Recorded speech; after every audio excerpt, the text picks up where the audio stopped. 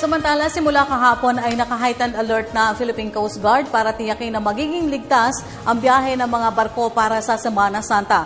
Kabilang sa kanilang mga tututukan ay ang mga barkong may biyahe patungo sa mga tourist destination ng bansa. Si Noel Perfecto sa report.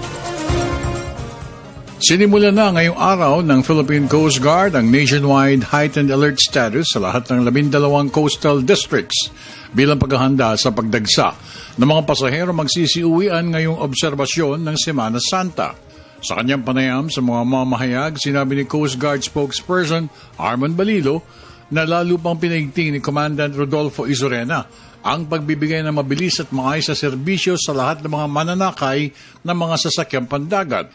Hindi lamang mga malaki at maliit na mga puerto ang kanilang inaalalayan at sinusuportahan, kundi pati na rin ang mga kilalang tourist spots sa coastal areas saan dinadayo ng mga turista, lokal man at dayuhan. Ang lahat ng Coast Guard operating units will be on heightened alert.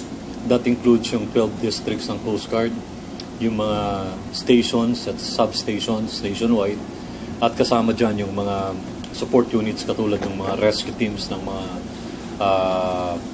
ships, pati yung mga aeroplano will be on heightened alert.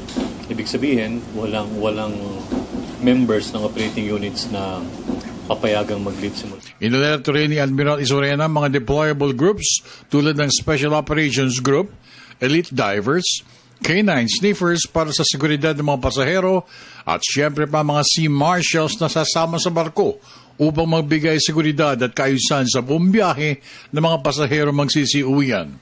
At tulad ng inaasahan, hindi lamang Coast Guard ang kasama sa paglatag ng serbisyo.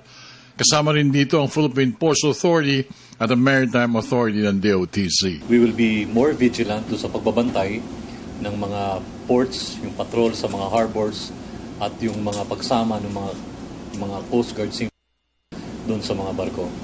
Aside from that, may instruction din ng aming commandant na paigtingin din yung mga pagpapatrolya sa lahat ng mga beaches nationwide dahil kasama dun sa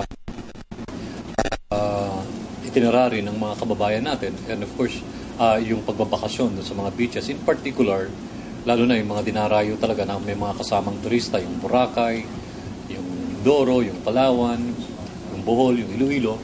So lahat ng ito ay dadagdagan natin ng mga tauhan. Para sa Telebisyon ng Bayan, ako naman si Noel Perfecto.